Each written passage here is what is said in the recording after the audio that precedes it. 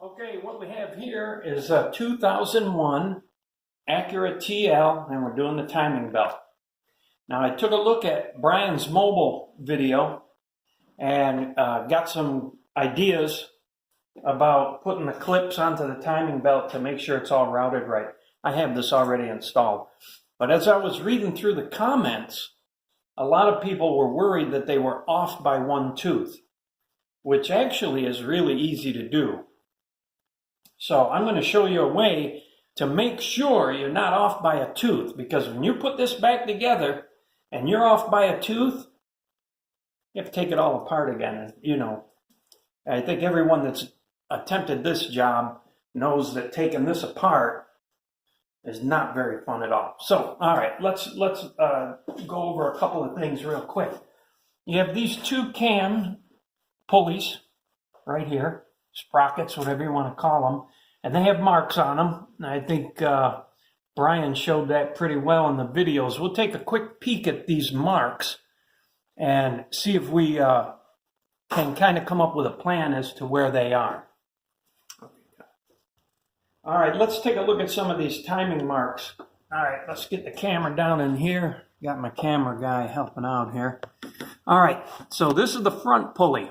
I use a screwdriver to point.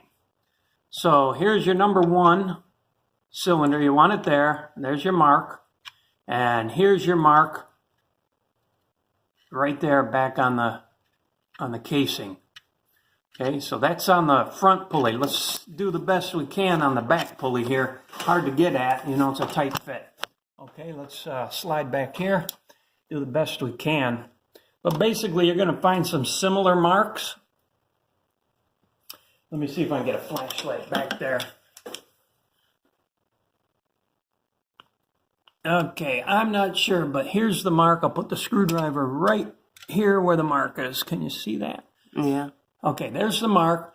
And then you'll have a corresponding mark back on the case. I'm not sure if you can get a shot of that. Let's see if we can get in there. You see the mark on the case? Yeah, I see it. Okay, you're a little, oh, it's trying to focus, but there's the mark on the case. All right, so anyway, and then here's how we're going to go about doing this. Now, we're going to make sure that we don't get one tooth off. And here's how you're going to do it. Now, he talked about the tension being on this left-hand side, which is right. I've already pulled the pin on the tensioner, so that's all done. So in order for these two marks, this cam and this cam to be perfectly lined up, you need to have the tension between here and here. So how are we going to get the tension between there and there? We're going to rotate this cam counterclockwise a little bit. And then we're going to come clockwise and line this up. Now, this timing mark right here lines up. Now, the whole cam sprocket is hills and valleys. So this timing mark is lined up with this hill. So this hill that's in the back here has to line up exactly with that mark there. So after you put your cam belt on and you think everything's good and all that, we're going to do this check. That way you don't have to worry about it being one tooth off. Now, the tool that I use to rotate this is this little spanner wrench. This little spanner wrench here, it's $10 on eBay. So basically, you know, just hook it into a couple of things there. You can tighten it up a little bit. And there's some sensors in there, but you get it tight, it doesn't even come close to those. So, and you know, we're not gonna rotate a whole lot. We're just gonna rotate a little bit. So I want to make tension in the belt from here to here, so that I know there's tension and these lines will line up perfectly. So I'm going to go back a little bit this way, which I just did, and then now I'll come clockwise until I line this hill with this mark. So if we find our timing mark, it's right there. That hill is right there. You can put paint on it if you want. I can keep my eye on it though. Okay, so we're going to get this in here, and we're going to give it a little pull here. Right. A little pinch more. Right there. Okay, So now we lined up that hill with that mark. Now we go check the back pulley. Let's go over here and make sure. Let's see if we can get some light in there. And make sure we've got this hill, which will be, let me get my screwdriver.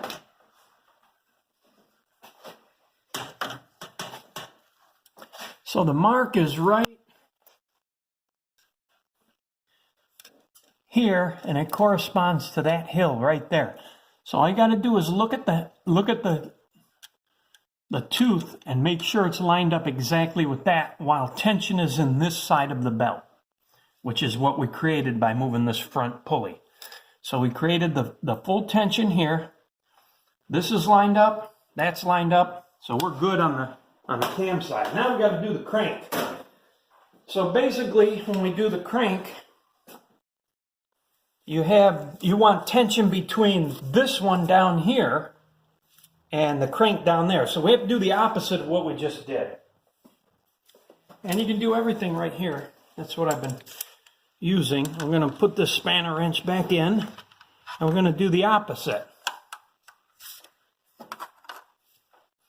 So basically, we're going to go, let me put this flashlight down. Basically, we're going to go backwards. So to create tension in the lower part here, let me readjust that. There we go. We're going to create tension in the lower part, so we're going to come clockwise, a little pinch, okay, and that's about it. Doesn't take much. And then we're going to go counterclockwise to line this tooth up. I only came backward one tooth. So now we go this way, just one tooth. You know, and you got to get it on here a little bit because you're turning a lot of stuff. So you're just going to, oh, I think I went too far on that one. Let's do it over again. Just come past there. And then just back it up so that that tooth lines up with that. Just go little by little. There you go. A little pinch more. There you go, right there. So now the line is lined up there. But you can see a little bit of slack here because we're going in the opposite direction. But we created the tension down below. Let me make sure that's perfect. I think maybe I need a pinch more. Okay, we go back a pinch.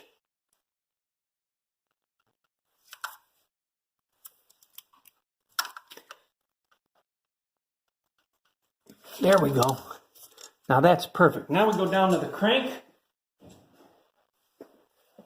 And we're going to make sure that that's on its mark. Okay, that's right down here.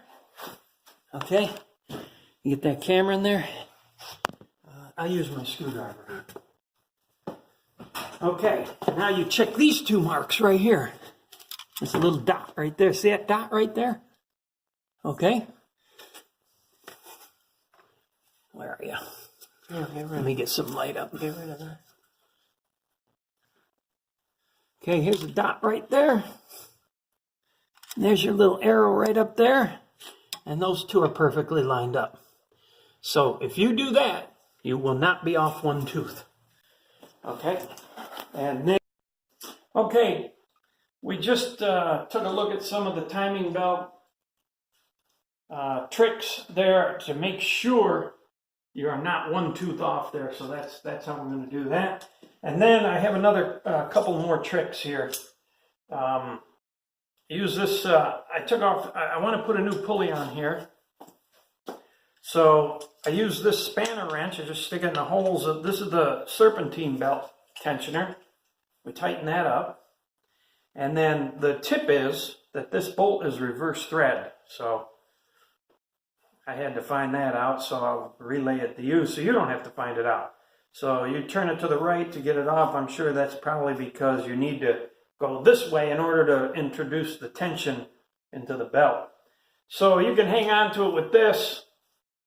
Put it on a piece of wood, step on it, and get your wrench there, and you can do your loosening and put the new pulley on there and everything. Okay, so that's that one. And I'll put a link for this thing. It's like 10 or 12 bucks on eBay. It comes in handy for a lot of stuff. The first reason I bought this was for a fan clutch to hold the hub part. It works perfect. And then I use it for, you know, the cam and all that. Okay, so the second one is this guy.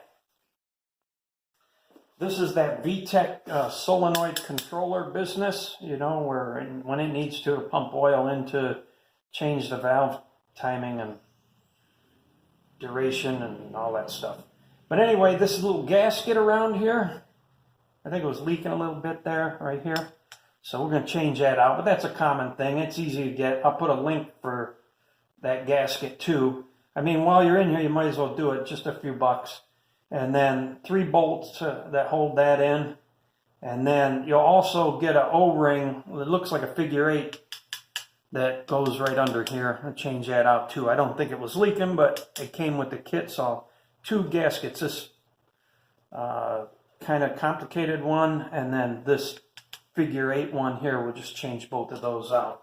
And then very easy to get to, put it in there. And then you got a couple of electrical connections. Then I did the seals. They came in the kit too. So you've got 2 cam seals and the crank seal right there.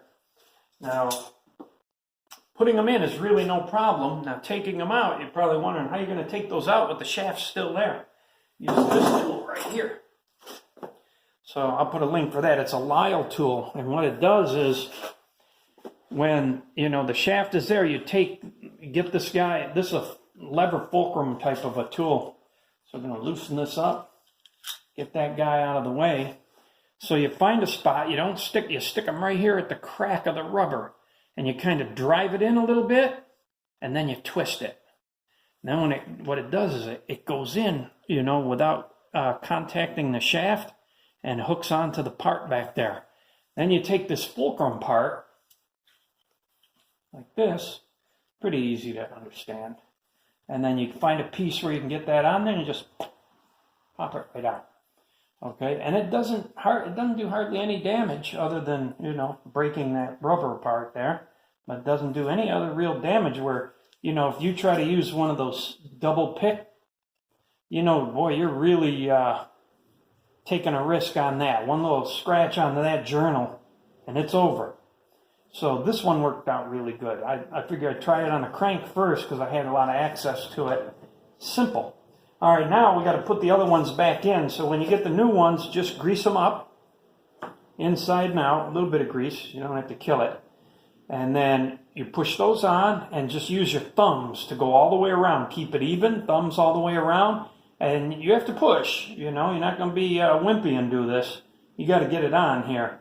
You know, push with both thumbs, it will go in. Just keep going all the way around. And I was able to get that camshaft, that back one there, where I could just get my 2 hands in. There's really no other way. You got to take this plate off here to get to the seal, but it's only 2 bolts.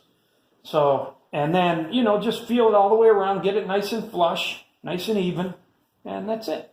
And then go right in. And, you know, when the car is approaching 200,000 miles, you know, it makes sense to do it.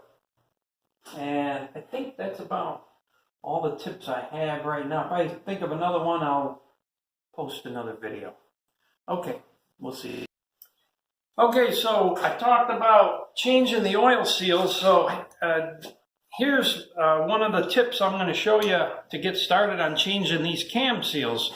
Before you take off this timing belt, the old one, you have to crack these bolts loose right here. So I'm going to show you how to do that. For the front one, you're going to use this spanner wrench again. You're going to get on here like this. And you're going to stick the socket on there. And you're going to just crack the 2 loose like this. And then you can use a bigger socket here in the front, or a bigger ratchet here in the front, you know, to get more leverage to do it. But this spanner wrench is enough to give you a little bit of tension so it don't rotate.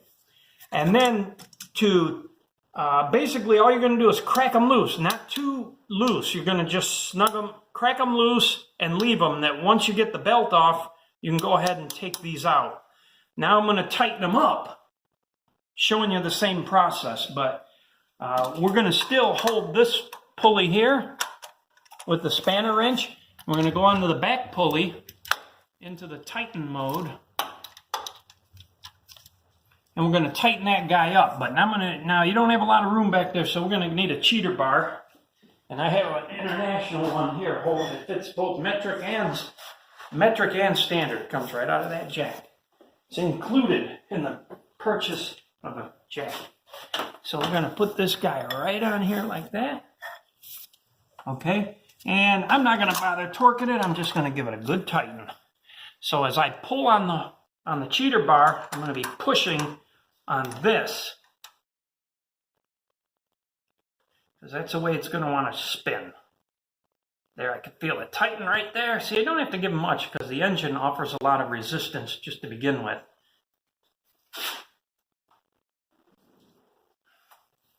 And there's a pretty good tighten. I give it one more ratchet click just to make sure.